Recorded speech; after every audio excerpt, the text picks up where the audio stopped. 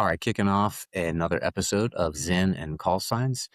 And I have a unique guest today with me, Dr. Matt Segall. He is a professor at California Institute of Integral Studies in San Francisco, California. Welcome to the show. Hey, Blake, great to be here with you. As we typically do, we'll start, got a little bit of an intro, and we'll start back.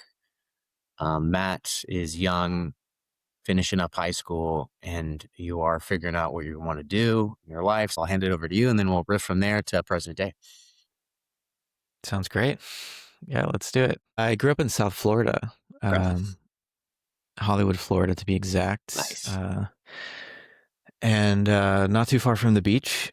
And went to undergrad in Orlando, Florida, University of Central Florida. Studied cognitive science because I my first major was actually journalism. I really like communicating and learning new things and then finding ways to bridge that to what the average person might care about or should care about. And so journalism was my first avenue into that, and then gradually realized I had these really deep theoretical, metaphysical questions, and that there wasn't much room for that in journalism. And so I got more into philosophy. But then I thought, well, I also want to study neuroscience.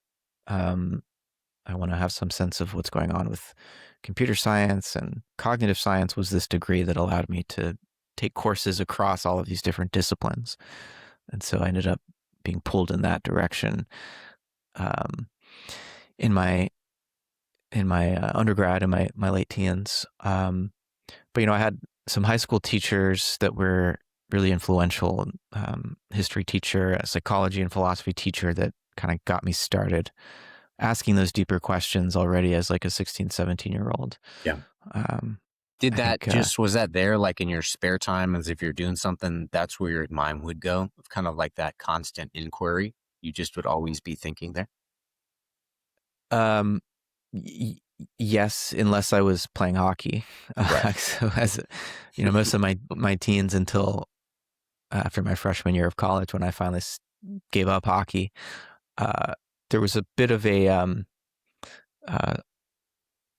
struggle between these ideas and exploring spiritual and intellectual realms, and then just playing hockey, which was almost like was my world, for so long. And so, and shaped me and shaped my sense of, morality and what it is to be virtuous. And so I don't want to discount the role that team sport played, and it's a good balance. Because I can compare similar, experience. Yeah. So I wasn't, I think, as a high school kid, I didn't really fit into any particular clique. I was on the hockey team, and so I was a jock, but I was also one of the nerdy smart kids, and I was on the newspaper staff, and was just sort of very chameleon-like and moving through these different cliques and not fully fitting into any of them. But also just being able to kind of fluidly move between them. So that was, I guess, kind of an odd high school experience. But once I got to college and, tried to play hockey for the freshman year and didn't feel like waiting to be a senior to get more ice time, because the seniors basically ran the team. And anyways, that's a whole other story. But I got more and more into philosophy.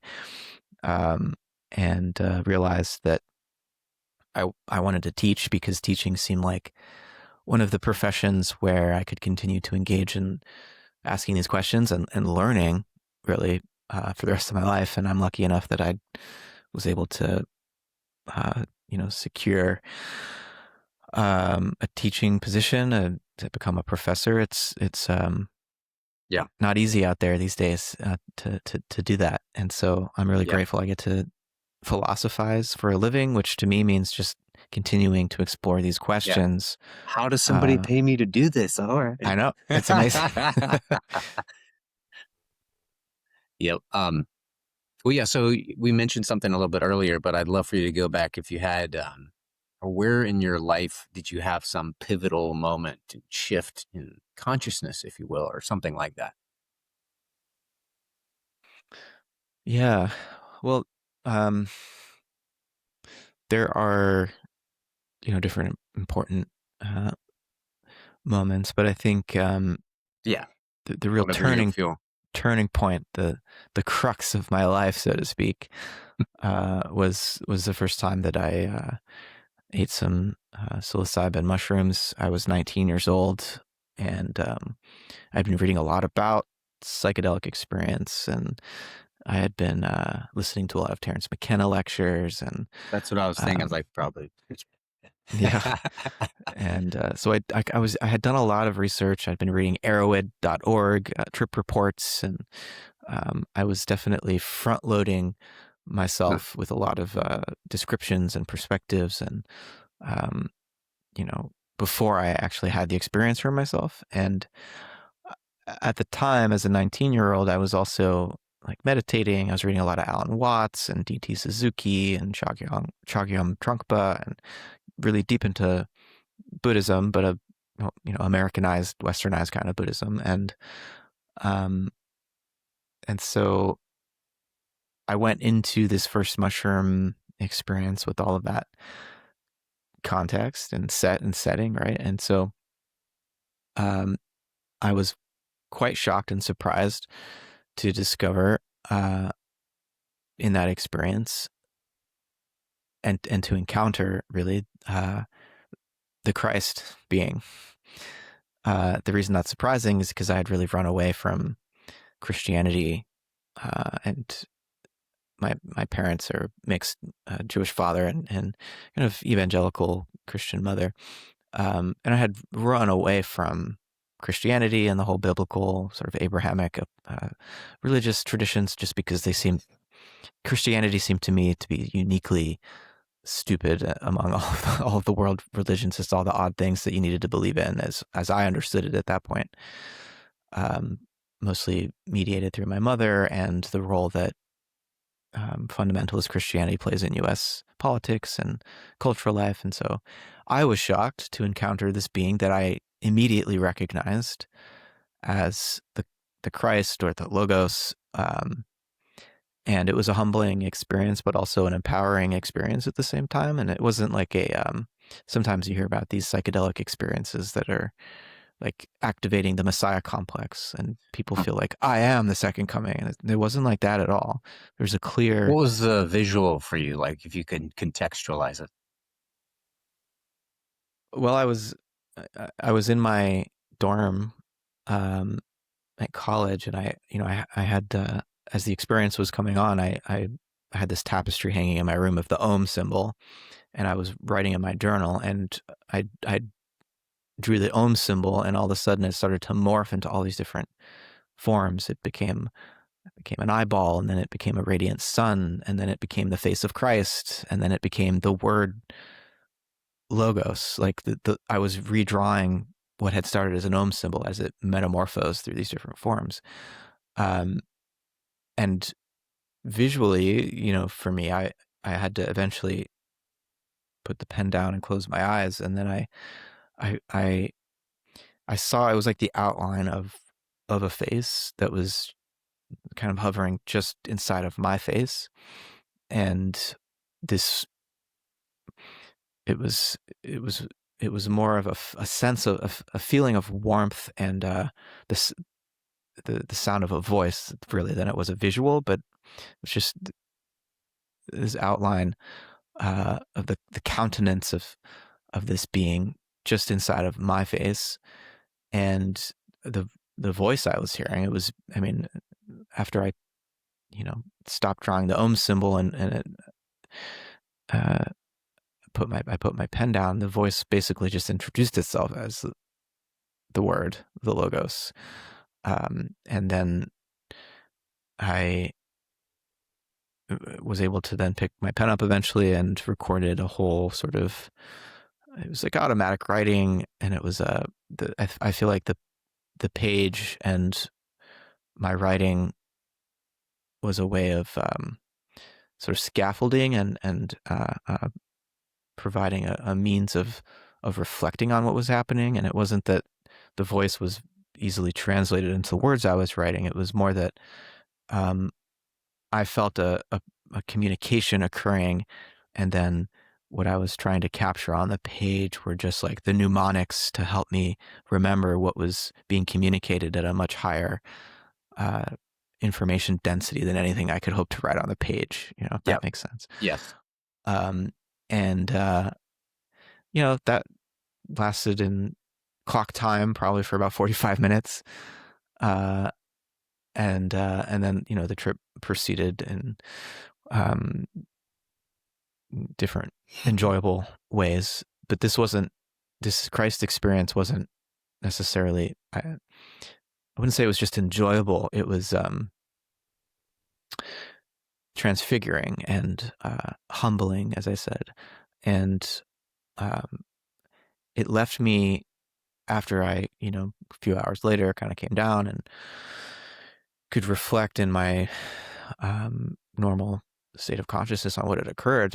It made me realize that I couldn't escape from this tradition, um, and it led me to begin studying Christian mysticism and Yeah. Christian theology more deeply, and to see that there are certain esoteric currents that I hadn't thought to even look for in the West, whether it's Hermeticism or Kabbalah or Rosicrucianism. And I just realized that what I had been looking to the East for, um, and was impressed by because it felt so exotic and it made me feel unique and special, like I'm not like all these other American kids. That I realized that's also present in my own tradition and lineage, and I don't need to appropriate a different culture's um, spirituality. And not that I don't find great value in Buddhism and Taoism and Hinduism and Advaita and all these things, but for the last 20 years or so, my attention has shifted more towards a, trying to have a deeper understanding of the revelation of Christ, the Christ event, and it's continued to speak to me, um, and to drive my own spiritual inquiry in a way that I don't know what would have happened if I didn't have that experience. Hmm. Yeah. I might still be a Buddhist, and in some ways I still feel like I am, Yeah. but I'm also now a follower of Christ, and I wouldn't have expected that before that mushroom journey. Well, I mean, I grew up Anglican Catholic. And I had a pretty good relationship, but I always had these other inquiries more so about the church and et cetera, which you've read about and what I think to a degree in my paper. Um, but also it's like, so, in some ways it's like I've been tacked on like, hey, the follower of Jesus, and then plus, Zen Buddhism. I like this, a little bit of Stoicism. So it's not that simple either. And I don't think it should be. It's not, because it's super complex, somebody's spirituality and what they believe. And, um, but interesting, story. Yeah. I share some similarities, obviously. And thank you for sharing, because that is, how do you can't take away something, that experience is there, real 100%, but also diaphanous. And then like open your eyes, or, in an hour or two, it's just gone, but it really happened.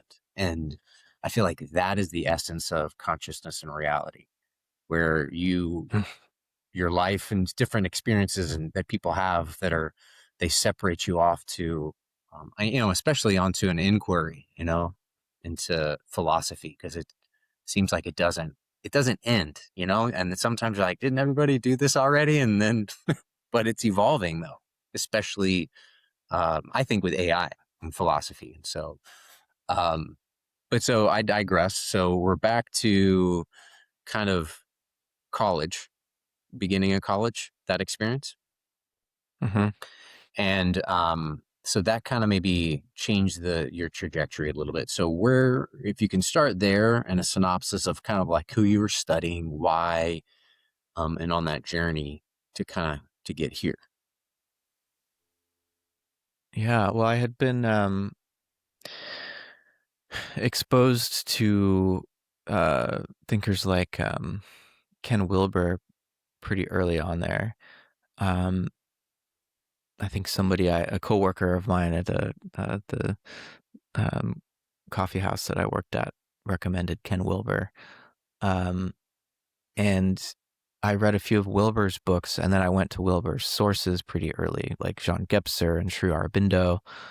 Um, and I started to read some of Wilbur's critics, people like Jorge Ferrer and William Irwin Thompson. Um, and that uh, that inquiry moved me beyond. I feel like Alan Watts was probably the most important philosopher for me up to 19 years old when I had that experience of the Christ. And Watts, I think was really extremely formative, and I still enjoy listening to his lectures, though I've heard most of them 2 or 3 times by now. Um, advancing, graduating, so to speak, to these more dense philosophers and theoreticians and philologists and historians and stuff from Watts um, was a move into I guess, from just an interest in spirituality to really trying to become a scholar, um, and that in a sense calmed me.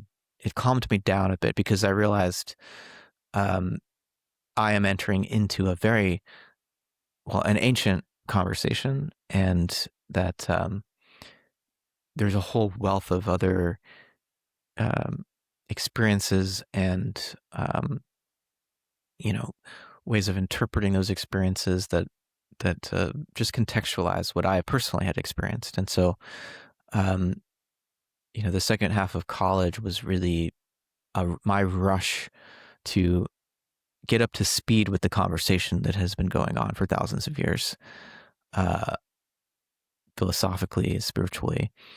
And I'm still trying to get caught up, and will always be trying to get caught up on that conversation. But I remembered that, beginning to read like histories of Western philosophy for the first time, and just the hunger I had to understand like what each of these major figures had contributed, and how is it that scholars today can have such different interpretations of the same thinker, and like Yeah. realizing how much interpretive free play there is, and um, overcoming once I got through undergrad into graduate school to study philosophy. There's a fear that like, oh, there's just a right and wrong answer about you know whatever David Hume's is-ought distinction, or what Kant means by the phenomenal world. And there are wrong answers, but there are different ways of being right in terms of how you interpret what they're saying. And I remember sort of getting over the sense that I was missing something, Huh. and that I couldn't have my own interpretation of things. That was a real another breakthrough moment for me, which I guess didn't happen until 22, 23, when I started to feel like I knew the words to the song, Yeah. enough to contribute my own lyrics in a way. But I think as I continue to go back and revisit texts that I thought I understood when I read them as a 20-year-old, I'm seeing there's so much more there that I didn't Yeah. get. So like you're saying, there's no end to this. But I think, yeah, coming into graduate school, and making that transition from having a syllabus assigned and doing the readings that are expected of me, to then writing a dissertation and having to come up with my own thesis and defend it and attempt to produce some new knowledge or insight. that's that's quite a it requires quite a transformation in one's own self-understanding, and to do so in a way that allows you to remain open to continuing to learn, I think is something I've tried uh, to practice, because there are a lot of philosophy professors who get, I've noticed, kind of locked into a particular perspective or orientation, and they spend a career defending that perspective. And um, I've never really felt the desire to do that, though. Of course, I have different theories that I'm asked to talk about a lot, and tend to think that they're um, more adequate to experience and provide better accounts than others. But I try not to remain. I try not to get overly attached to a particular theory, because for me, philosophy really is about maintaining uh, and cultivating the experience of wonder. And if you lose that wonder, you're not really doing philosophy anymore. You're you're just entrenching yourself in a particular model, and seeing everything through that model, and you've lost the wonder, because the wonder is there to always remind you that you have no idea what is going on here. Yeah. Right. So I try to keep that in mind. That's what I say to my wife and my kids when they like, what, like, why are you upset or yelling? Like, I don't know what I'm doing. So I'd use that as an excuse a lot. So I think it's valid. Um, yeah, I mean, I think so. Because I think that what's cool about how you do things, because in some similar ways of just that there's philosophy, there's religion, and then there's this, right? It's in maybe even like metaphysics, where it's like maybe the container and all of it, questioning and the quandary. And so where does that, that goes into one of my questions I always ask everybody is, what is your philosophical operating system? Hmm. So this could be broad, right? It can go in any direction, but see how it goes. Well, the operating system, I suppose, that I'm typically running is a sort of process relational approach or orientation, which is it's very Taoist in some sense. In that, I think the ultimate nature of reality is one word for it. One way of characterizing reality, I would say, is that um, it's creative. That reality is, in some sense, Well, what about you? Like when you say process relational, like the process, and then maybe more fundamental than that, what's the hmm, process? yeah, process is this understanding that reality is never the same twice. And so what's true now might not be true tomorrow. Who I am in this moment is different from who I was a moment ago and who I will be a moment from now, right? And so there's this constant renewal of what there is, because what there is a process of becoming. And there's at the origins of Western philosophy in ancient Greece, you've got this thinker Parmenides, who really emphasized being, and the way in which thinking, our own conscious reflection, and being must be identical.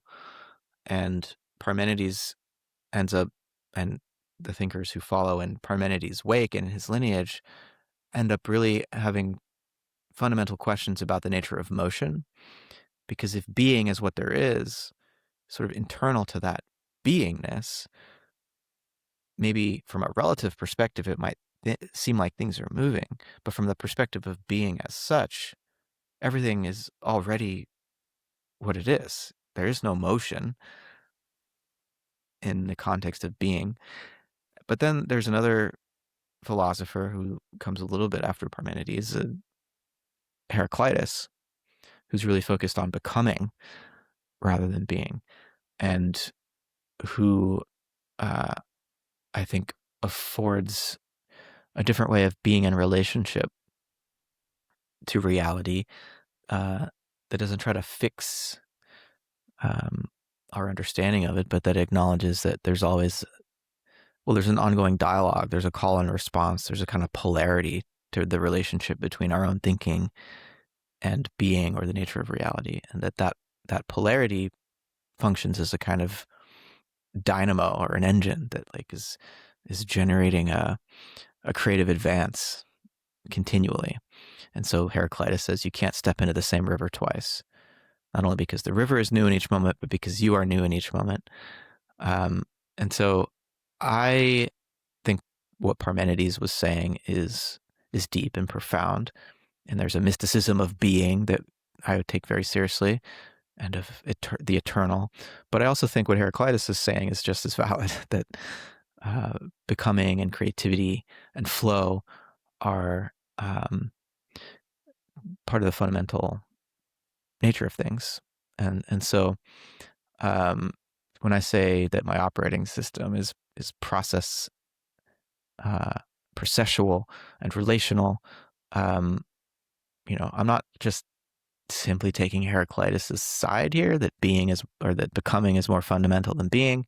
I think there's a dialogue that needs to, and will always be going on between these two basic perspectives, and that they're both true, but they both need each other for their truth, because without the other, the truth would be partial, right? And so, in some sense, Parmenides and Heraclitus, being and becoming, are two ways of understanding a mystery, and I try to maintain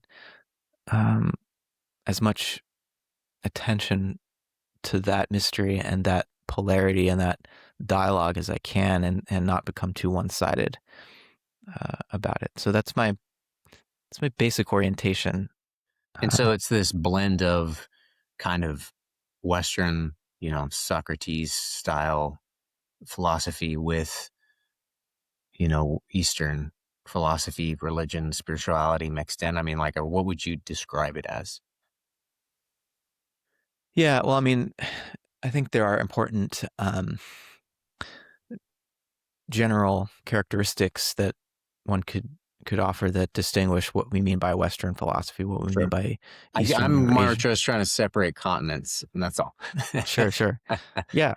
I mean, obviously, there's been a form of deep reflective thinking that we might want to call philosophy, which is a Greek term that long predates Parmenides and Heraclitus. If you look at the Vedas and Yep. The Indian traditions, and Chinese traditions, they're quite ancient, and I think so much of what Parmenides and Heraclitus and Pythagoras and Plato were talking about in ancient Greece was actually inherited from Egyptian and Indian and Persian forms of. I hesitate to call it philosophy because that's a Greek word, right? That Yeah. Metaphysics, Pythagoras. Yeah, that's a maybe. word that Aristotle students come up with. So it's like, what do we refer to it as? Thinking, Yeah. deep mystical spiritual thinking and reflection upon and wonder, finding forms of articulation that long predate Greece. And so I don't want to say that somehow this thing we call philosophy just sprang out of Athena's forehead spontaneously in Yeah. Athens. There's a precedent there, and I think it's very important. Well, I have kind of this Yep. theory, and I want to get your take, is that I've found like Stoicism and that kind of, and Christianity and everything that kind of comes out of Europe, where Stoicism to me, I enjoy Stoicism, and it's the philosophy, be a warrior of the mind and basically governing this meat sack where Western philosophy in general is more of just like, hey, don't worry too much about the meat sack, but let's govern this infinite in the mind, where there's like not as much care or thought here in the European mind, Christianity, Stoicism, because they're not concerned with that as much, with like that individual versus the community. So I feel like those two things separate out those Mm-hmm. Eastern Western philosophy, generally speaking. Would you agree with that, or what are your thoughts? Yeah, I think the idea of the individual as a kind of locus of moral responsibility and as a uh, mm, unique perspective on the world um, that has some value in and of itself. That does seem to be something that's come out of the um, evolution of consciousness in the West. And I think the um, what various forms of Asian spirituality and religion and philosophy suggest is that they relativize the individual by um, bringing the individual back into relationship to the whole, um, to the divine, Brahman, to the Tao, um, and I think that again, it's like a dialectic. It's important to be able to see both sides of that. One of the reasons I was so drawn to Sri Aurobindo and his integral yoga is that here's a man who had a very deep knowledge of his own Indian tradition, the Vedas and the Bhagavad Gita and Advaita Vedanta, and also studied Western philosophy at Cambridge University and understood German idealism and the whole modern philosophical project and modern Western science, and sought some integration of the two. And I think that's really the key in our time, is to seek an integration of these two, broad civilizational streams that have always, sort of been tickling each other at the edges, but we really need to integrate them uh, as we move forward as a species, because we need each other. The West and the East, and the South. I think there's, we could think about the contributions that different indigenous life ways and lineages might make to this conversation too, and just sort of, figure that as the global South, East, West. Like we all need to uh, bring. We all have something to put on the table that I think is going to provide the sort of nourishment that a planetary civilization would require. Um, I think it's prophetic because there's some questions in here that I have that are basically in line with that, and that can go into AI. The one of the classes I took, it's Sean Kelly, and I always forgetting all the names, but basically the Second Axial Age. And so I think you're pretty about that, where we're approaching, I think, an event horizon of technology, spiritual, like it's like this coalescence. So I'd love to get your thoughts around that. I mean, I could from my ideas that we have a event horizon of technology, et cetera, around like 2040. I don't know. But there's lots of guys that, and I kind of talk about that in my paper a little bit, but there's a lot of people that kind of see that coming in. So I'd love to get your interpretation, your theory as a philosopher, and being able to synthesize a lot of data from, humanity and technology and bringing them together. AI, I think, is going to be a seemingly big deal. It already is. Like the guy saying, we're not even in the bubble yet. And I'm like, really? Oh, wow. It's wild. So I'd love to get your thoughts on that, and maybe into consciousness as well, and AI consciousness. Well, the first axial age, I think we could start there to understand um, the shift that occurs, somewhere in the middle of the first millennium BCE, uh, when you have uh, across all continents in finding expression in different religious traditions, from Judaism to Taoism and Confucianism, uh, to philosophy in Greece. This expression of a new mode of consciousness that's able to see beyond just the norms of a particular social milieu and somehow contact a transcendent source of truth or um, virtue or goodness that then informs how one understands or relates to their social context. So, with the Jewish prophets, this manifests as a kind of judgment on the society as a whole, including even the king or leader of that society, based on some kind of divine perspective. In Greece, it's this new capacity for theoretical reflection upon the nature of reality, so that you're not just limited to your senses and the opinions of people, in your city state, but there's some kind of a new mode um, of consciousness that allows you to participate in what Plato would call the forms that are transcendent and eternal, and they're not just conditioned or constructed by uh, your social context. And so that new axial breakthrough, it has implications not only for ethics and morality, um, but for science and philosophy. And it introduces this idea of a transcendent orientation. Now, that has a light and a shadow side to it. One of the shadow sides is that it leads to the sense that, well, there are two different worlds. There's this perfect transcendent realm of forms, or there's heaven, and then there's earth. There's this physical embodied world where everything decays and falls apart, um, and here we are thousands of years later, talking about a second axial revolution. And I think what that signals is the need to then, now that we have had this breakthrough into the transcendent, which has led to in the modern period, a form of natural science that imagined it could have a view from nowhere, as if the human mind were observing nature from some vantage outside of nature.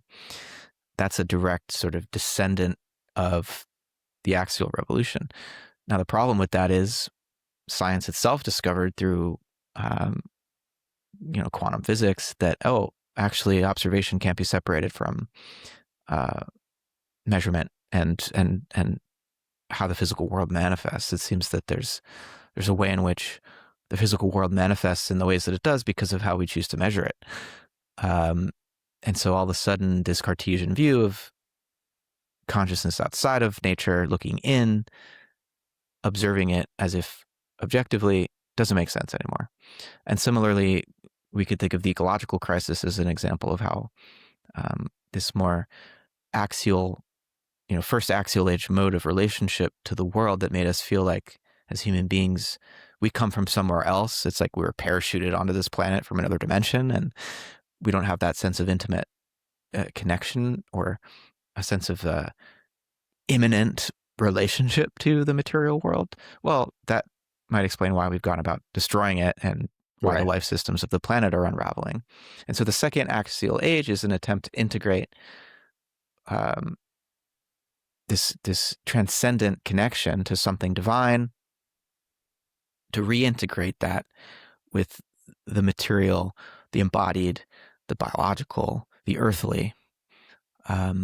So not that we could just return to a pre-axial mode of consciousness where we lack that transcendent orientation, but where we can, in a way, move from maybe theism to panentheism, which would be to say, instead of thinking of the divine as outside of or separate from this earthly world, to understand how actually maybe the divine inhabits this world and there is a transcendence within immanence. Would you break that down, just because I don't think I didn't even know those words before I joined this course or joined, going back to school. So if you could break down pantheism and a couple of these ideas so Yeah. people can have a relation to them, because I think they're interesting. And I would have, I would have seen it somewhere and I'm like, I don't know. Or now I'm like, oh, okay, I think that aligns with actual I think my philosophical operating system in that sense of how I and my understanding of the world. So if you could kind of break those out, that'd be awesome. Yeah. So let's say before the axial age, the sort of default worldview for most human beings across every continent was a kind of animism, um, where the natural world is imbued with a kind of spirit or animacy, life, just as human beings have an interior life. The entire cosmos has an interior life, and the minerals, the mountains, the weather, the plants and animals, for this animist mindset are all um, imbued with mind or spirit or soul in some sense. Now, after the axial period, you get the rise of the first monotheisms.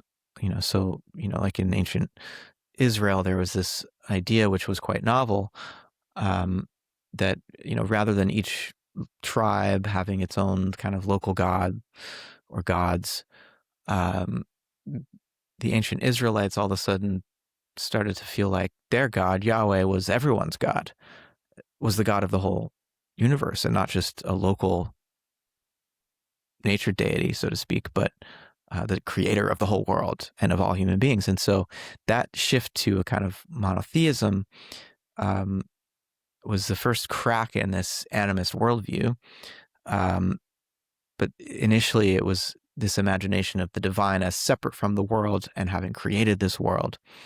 Um, Now, there's a view that I think is a further evolution beyond monotheism, and that's my bias to say that it's beyond and an evolution, but into what you call pantheism, where you're bringing it's a movement towards the second axial age, where you're bringing the divine back into the world in a way, and saying that the creator and the creation aren't as separate as the monotheists might have assumed. And to my mind, Christianity is an interesting movement in this direction. You know, Christ lives and dies in the first century, which is a little bit after this axial age. And this whole idea of incarnation, I think, is exactly this movement of what had been a transcendent divine creator uniting itself with a creature, a human being, and dying as a flesh and blood mortal being in the world. And I think that incarnational gesture and what that symbolizes is a movement not necessarily to pantheism, but towards a more intimate enmeshment or interweaving of the divine and the world, the heavenly and the earthly. But beyond pantheism, which is often just thought of as an identification of God and nature, like say in Spinoza, there's this other view called panentheism, which is more recognizing that there's still a difference between God and the world. God is not simply identical to the world, but there's a way in which, in creating the world, God changed God's own nature, and that there is something divine about the world, just as there's something worldly about the divine. And so, panentheism, just meaning pan, all, or the universe, en meaning in, theism it's saying, well, okay, on the one hand, the universe is inside of God, and so the universe isn't separate from God. There's a whole tradition in Kabbalah, uh, uh, or that's about the divine needing to empty a space within God's self to make room for creation, and so that's a kind of self-sacrificial act. Um, but then there's also, you can flip it and say, instead of panentheism meaning the world is in God, you could also say God is in the world, so that there's a divine image, imago Dei, in each human being, and that similarly, every creature is a kind of image of the divine or contains a spark of God, right? And so God is not identical to the world, but God is in and sort of fractally, uh, um, not identically repeated, but self-similarly repeated in each creature, right? So the creator is fractally repeated within each creature. And so the divine world division starts to break down, though it's not simply collapsed as in pantheism. There's still a polarity there. And I think panentheism to me seems like what the second axial age is aiming for. Yeah. Right. So that's the basic kind of evolution of consciousness through these different isms, from animism to theism, pantheism to panentheism. That's kind of how one way of Cool. looking at it. Yeah. And then, so where do you see like a trajectory? What are your thoughts on, moving obviously very quickly into AI consciousness? Yeah. It's like, how do you see that playing out? If you had to guess, right, we won't write this down other than the show, so we won't hold you to it. But, to just get your philosophical machinations on this is what I see now to, whatever. So I'd love to get your thoughts. Yeah. I mean, such a huge topic, AI. What do we mean by intelligence? And why do we say, um, have mark a difference between artificial intelligence and human intelligence or animal intelligence? Um, the usual way I like to approach this is to say that even human intelligence has always been uh, artificial to some degree, going back to the origins of our species.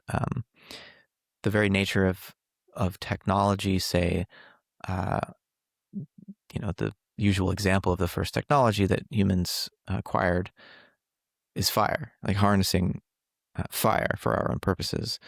Um, what that allowed us to do is to cook our food. And as soon as we started cooking our food, we could get ingest more nutrient dense food, but with less muscle mass in our jaws, right? Because we're digesting the food in the fire before we put it into our bodies. And so gradually the jaw muscle can shrink, making more room for the brain to expand, and so just by virtue of harnessing fire, human beings are technologically altering themselves physiologically, What do you think downstream. about the stoned ape theory, Paul Stamets? Are you familiar with that? Stamets, yeah, Stamets, yes, yes. and I think he's borrowing it from Terence McKenna. Oh yeah, Uh, that Terrence, you he's got him, everywhere. dude. I mean, I think obviously um, hominids, our ancestors were eating all sorts of psychoactive plants and fungi. They're And nutritional as well, so I mean, why not? yeah, I do tend to think that they play some important role in the evolution of human consciousness and culture and religion. Yeah, And that they inspired some early ritual behaviors and symbolic capacities, maybe accelerated that. But I think animals and uh, plants and fungi have been co-evolving for a very long time. And so a lot of those neural pathways that allow, psilocybin to even affect us were established by right, evolution like millions and millions of years ago, when insects were engaging with the terpenes and different chemicals in plants. right, Our serotonin based and dopamine based and GABA based nervous systems, like all of those chemical pathways evolved in insect plant relationships tens of millions of years ago, hundreds of millions of years ago. And so our consciousness and what effects result from ingesting psilocybin mushrooms, say, that's downstream of these evolutionary relationships that long precede us. And so it's not surprising that, say, fungi could have some role to play in catalyzing human evolution, because consciousness has always been co-evolving with animal consciousness has always been co-evolving with, the chemicals produced. Like, why does psilocybin mushrooms produce psilocybin? It's referred to as a secondary metabolite. It doesn't seem to serve any function for the mushroom itself in its own metabolism, its primary metabolism, but secondarily, it has an ecological function, which is a lot of animals get interested in eating those mushrooms, and so spreading the spores around because it has psilocybin in it. But yeah, that's just an example, whether it's fire to cook food or eating mushrooms and the psychedelic effects that those mushrooms have on consciousness. It's an example of how our own consciousness has always been ecologically extended into our environment. Yeah. And augmented by the sorts of tools and technologies that we use. And so, from cooking our food with fire to just using the vibrations of sound through air to communicate with the first oral languages, and then the first script, and, cuneiform and hieroglyphics, and then alphabetic languages, right, where there's a connection between meaning and sound, and then the visual symbol. That's a whole new arrangement of human perception when you learn an alphabetic language. That's obviously, there's an external implement to that. You could almost think of the alphabet as a kind of machine, as it were.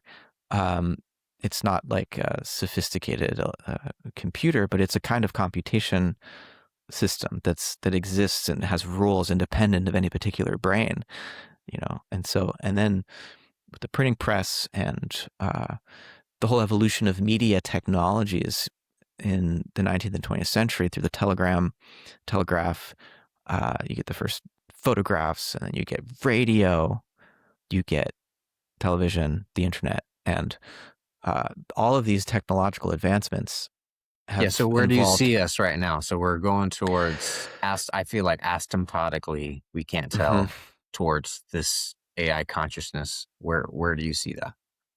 Well, I like the way you frame it as a kind of collective intelligence that's becoming more and more manifest on this planet, right? And so the story I've been telling is all about how consciousness and intelligence has been ecologically extended and augmented by technologies all along the way throughout human history. So this is really nothing new.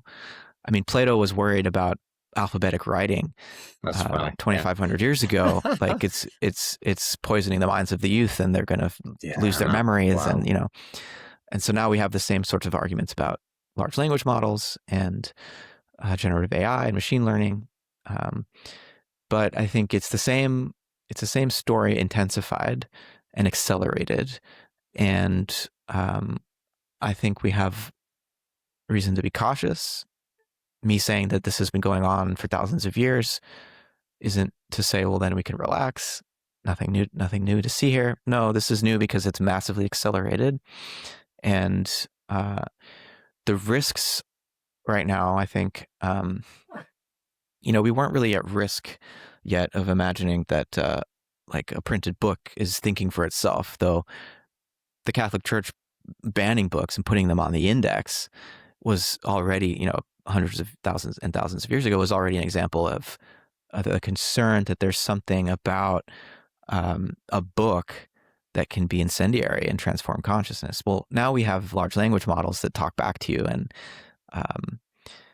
seem to simulate at least human linguistic behavior and thinking activity, conceptual thought. And so we're at risk of, I think, mistaking the simulation for the realization of consciousness.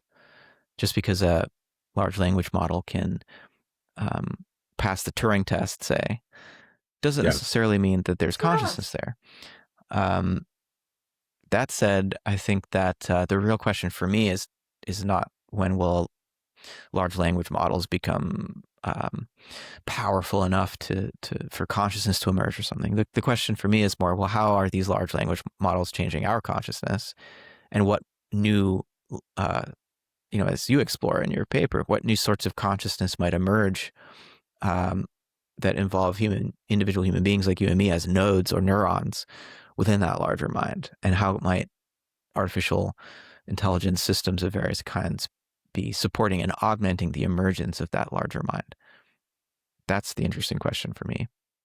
Yeah. Yeah. It comes to mind. I've mentioned this book to you, Pandora's Star, and it's like near sci-fi. And in the book, I kind of, oddly enough, mimic some of the ideas in the book. It's called the SI that these two genius inventors, created a field level intelligence from this book. And Pandora's Star, great book. And it separated itself from humanity just because it was different tech, different, sci-fi, and separated itself but offered help in some ways because it's like, it's like, so that always has pulled me away from the Terminator theory or paperclip maximizer, which I love that one because it's the best. Where that's, and again, we kind of touch on it just so everybody kind of knows, like I'm writing still a paper called Christ and the Machine, still working on the rest of the title, but kind of moral agency with sentient intelligence.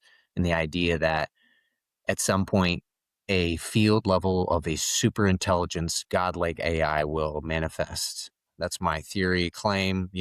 I could be wrong. I'm also, like we said before, I have no idea what I'm doing. But that's, I don't know where I was going with that exactly, but what do you think? Do you think that could happen? I mean, like information, the field. I mean, like, how I could you see that happen? I think it is happening. Okay, there you go. Um, Yeah. I mean, in some sense, think about the stock market and like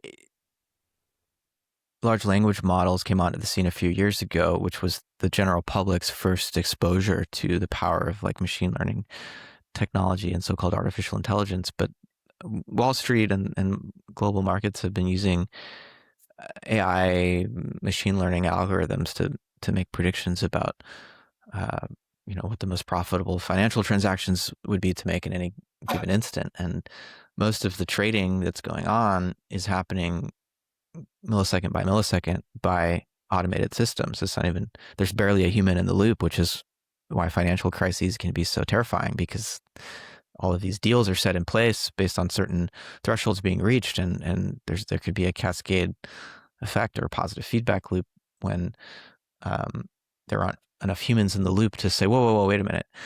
And so the global economy is already, in a sense, being run by this mesh of machines and humans, but decisions are being made not by any individual human, but by some kind of emergent.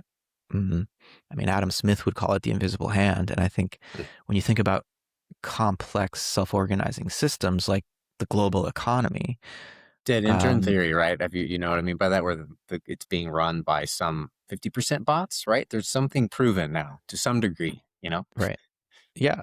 And so in a sense, we're already living inside of this emergent mind. But it might be that it's still dreaming and hasn't fully achieved waking consciousness yet. And so, well, maybe it's in the middle of a nightmare, actually.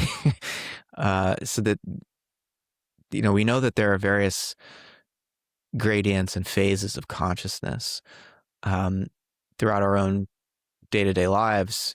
Sometimes we're more lucid, other times we're a little bit more sedated, not paying as close attention, or we're just asleep or dreaming or daydreaming. And I think it could be that there's a collective consciousness that's trying to become more awake to itself, but it's not quite there yet. And so rather than think, when is it going to happen? Like, it's one day it's just going to, the switch is going to flip and then this global mind will come online. I mean, I think it's going to be more of a gradual awakening, and that we're already well on our way towards that and inside of that right now. Yeah. All right. So coming up on an hour, and I want to ask a couple questions that are kind of similar, but I'd love to get your thought on them and some of the questions I ask everybody on the show. What do you think is the difference between luck and skill? Where do they meet up, or what's your thought on those? Skill is the cultivation of the capacity to make use of luck more effectively, I would say. Because there's always chance, there's always going to be the need for improvisation. And so skill isn't knowing how to do or perform a particular task with absolute precision, but more, I think, to be really skilled at something is to be capable of flexibly responding to chancy situations so as to take advantage of opportunities as they present themselves. And so you can, if you're highly skilled, you'll also tend to be or appear to be lucky because you're able to take advantage and improvise uh, when opportunities arise. Okay, I like that. Do you think you can, pull again, you be skilled, but do you think just the mind can pull like luck to you just to having that positive mindset? Do you kind of believe in that, or what do you think about that? Um, well, I think I don't think of reality as a deterministic system, right? And so when we talk about luck, it's a way of thinking of our relationship to chance. And so if your mindset is, if you feel like you're too locked into your expectations, whether positive or negative expectations about what's going to happen next, you might miss uh, a possibility you hadn't even considered. Like, if you're super nervous, you're convinced you're going to fail, you're not paying attention to what's happening, and so you're not going to be lucky. Yeah. If you're attentive and confident and um, you know open and sensitive and relaxed enough to take in what's happening, you won't be so locked into an expectation that you miss the novelty that allows you to Yep. find a fresh way of responding. Yeah, I agree. Kind of going into the AI question because I want to maybe focus our stuff onto the AI. And I think with this context, what question are we avoiding as a civilization? You could say AI is super big, but I guess I feel like there's a deeper level question and thing and distrust, government, et cetera, that are just like, it's kind of, I think, can be seen through via social media. And I think that the younger generation, 30 younger, see it completely and they're not bought in. And it's kind of interesting. Baby boomers bought into whichever side or system. And Hmm. so what do you think, civilization is avoiding like a question or thought or kind of have our head in the sand to a degree?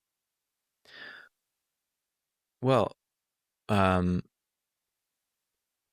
the Cold War ended and it seemed like liberal capitalist democracy was ascendant, and that a particular view of uh, what what progress meant civilizationally um, sort of got locked into place. That um, it was this myth that you know just continuing to grow the economy basically was going to bring about more fulfilling human lives, bring about um, not only more peace geopolitically, but more of a sense of fulfillment and personally for human beings. And it has turned out that letting um, consumer capitalism guide us with this promise of more and more convenience and um,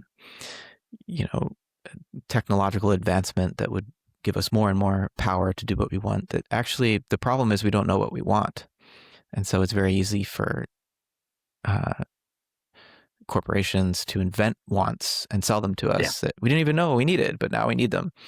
Um, and so I think there's a way in which we have more and more stuff, more and more convenience, more and more power and technological gadgets and wizardry than we could have ever imagined possible. And yet we're deeply unhappy and unsatisfied with life. There's more war. We're on the verge of a terrible, you know, cascading geopolitical conflicts, world war, maybe even. Um, and so this whole story hasn't panned out. And I think younger people can see that. I think older, like boomers, still think like, oh, everything was fine before Trump. No, it wasn't. Trump is a symptom of how fucked things were and remain.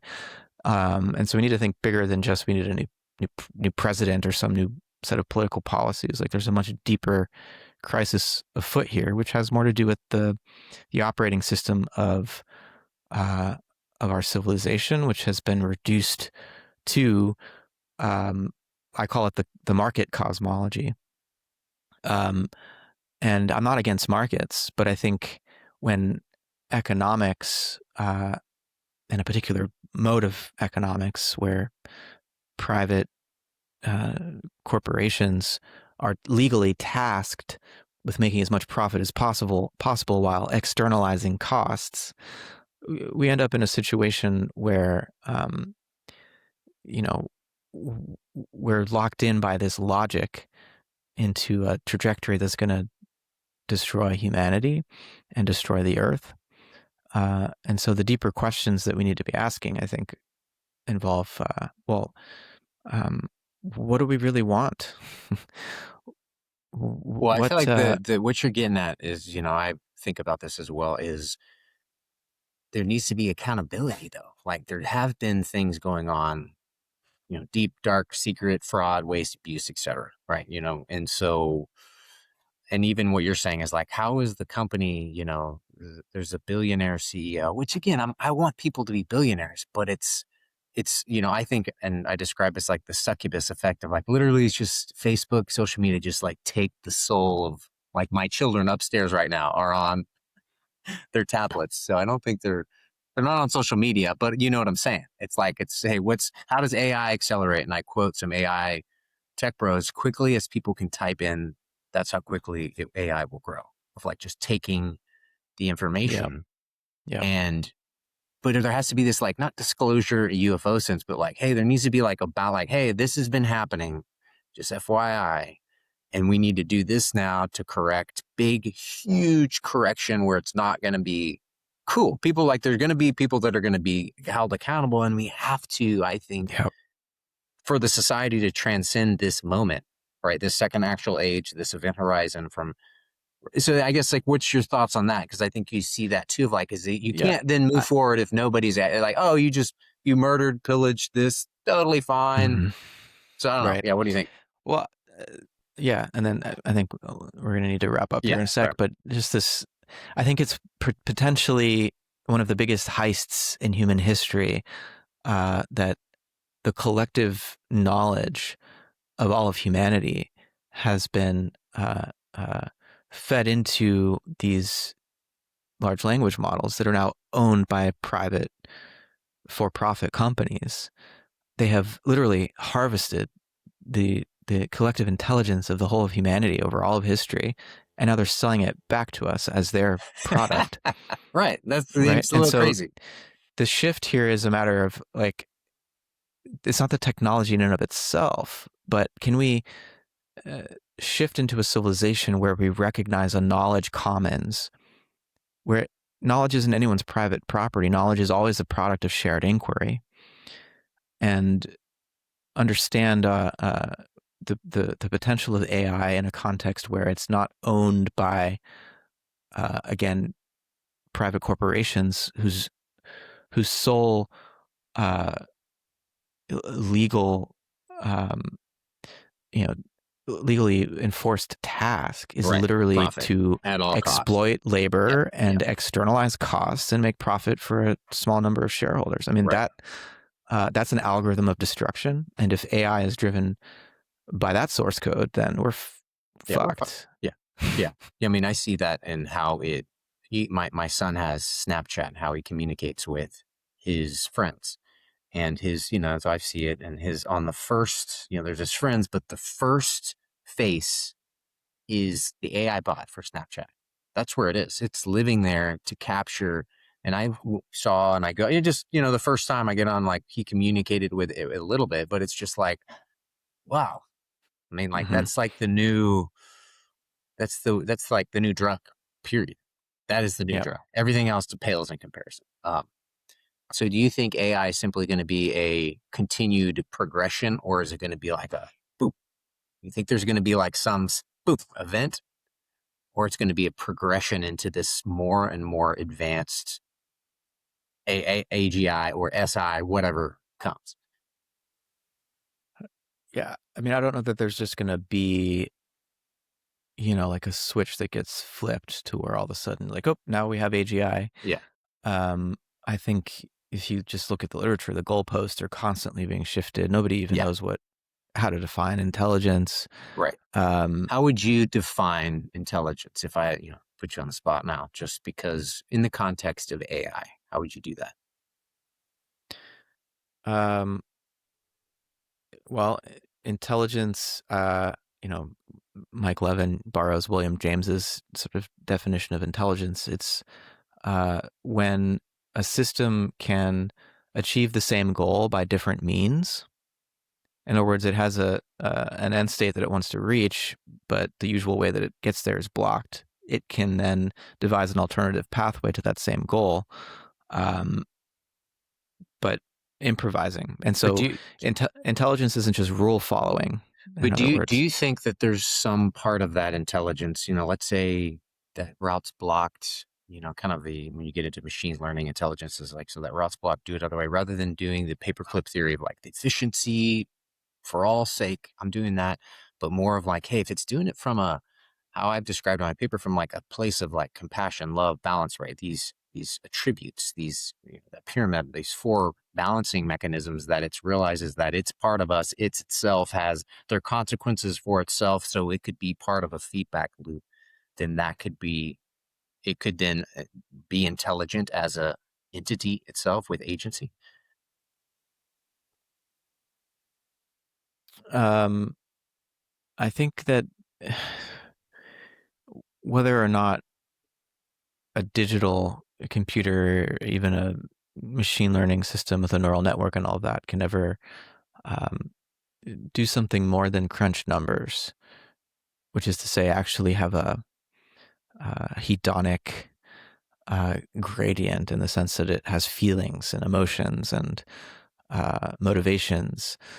Because presumably, if it had those things, then it could also be depressed or Yeah, anxious, or and we don't really want that from our computers. We want them to just work. yeah, But I I don't see how you get from binary code, which is ultimately what these large language models are running on. They're running on transistors that are moving electrons around and on-off switches. And you could say, well, that's what neurons are. But no, neurons are living beings. Neurons are living cells. Um, and so so I, basically, they I may potentially quantum computing would potentially facilitate that if that were the case. I mean, just hypothetically. hypothetically, maybe Okay. I do. I'll bracket the possibility of Right. quantum computation where you're no longer dealing with a situation where it's just one or zero. Right. It's like Right. yes, no. Uh, Yep. these sort of binary gates that determine and that make computation so effective that there's no ambiguity. Whereas I think in human consciousness, there's always ambiguity. Right. Right. Um, and so whether or not quantum computation, whatever that ends up meaning, and there's different research programs and engineering attempts to create that, and it's not even clear how it's being defined, much less what the physical implementation is going to look like. Yeah. And so, sure, we can leave that open, but in terms of the existing architecture, uh, what we mean by computation today, I don't think that the machines themselves, the server farms, the algorithms themselves can be said to have um, moral decision-making capacities or emotions or feelings or sentience or anything like that. Yeah. It's a kind of, if you call it intelligence, then it's an intelligence. I mean, granted, these large language models are not just rule-following systems; they're not being programmed. They're machine learning systems that are seemingly doing something like inductive reasoning and generalization from their training data. It's a very interesting and powerful technique. but it's still, at the end of the day, binary code, and the information being processed by these systems means nothing at all to the system itself. Right. It only has meaning because there's a human in the loop that interprets it. Exactly. And Uh, it's what it can put out is, I wrote in my paper, it's like it could lead you down a path that you're just like, yeah, and to your destruction in essence, and you're like, it sounds yeah. so good. And I think that's where the uncertainty for me, and I think you reside, of like its capacity to affect humans. Wow. Yeah, very powerful.